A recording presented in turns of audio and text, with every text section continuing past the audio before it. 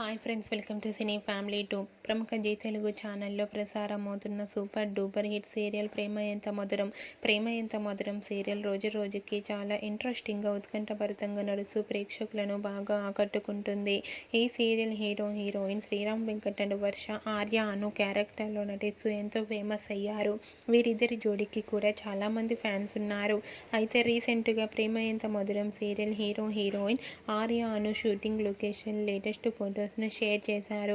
ఆ ఫొటోస్లో ఆర్య అను చాలా సింపుల్గా, సరదాగా కనిపించారు. ఆ ఫొటోస్ చూసిన వారంతా బ్యూటిఫుల్ అండ్ లవ్లీ కపుల్ అంటూ కామెంట్స్ పెడుతున్నారు.